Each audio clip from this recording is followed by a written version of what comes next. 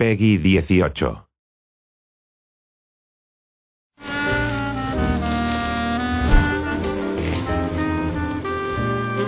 We're going to put the story somewhere in the West. So, of course, Vegas. I mean, what is more iconic when you think of crazy things that you could do in the West? I think that was really the inspiration for the story, in a lot of ways, was looking back at the history of Vegas.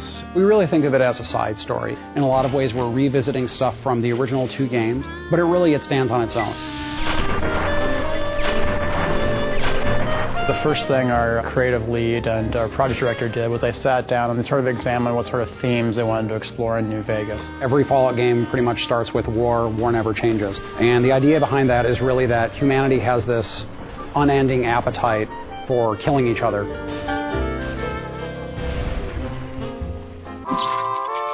Fallout New Vegas is a post-apocalyptic role-playing game. It's set a couple of hundred years after a cataclysmic nuclear war between the U.S. and China, and it takes place at a time when the city of New Vegas is actually being rebuilt. Fallout 3 starts with you being born, and you're a baby, and you go through your young adulthood until you leave the vault.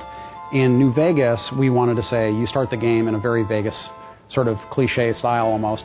You are shot in the head and dropped in a shallow grave, so it starts with essentially your would-be death. After you're shot and left for dead in a grave, you know, you might have some desire to go see what the whole murdering business was about and why he wanted you dead in the first place. In the course of trying to resolve that one conflict, you get pulled into larger events. So in this case, you're trying to find the people that killed you and what they were trying to get from you. In this case, it was a package you were carrying.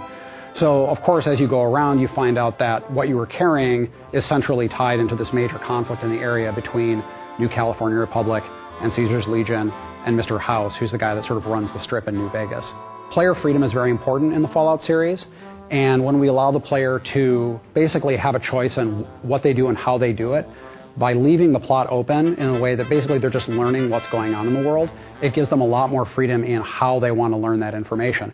The environment is genuinely reacting to what you do as the player. You have a pretty extraordinary amount of control over the outcome of the game.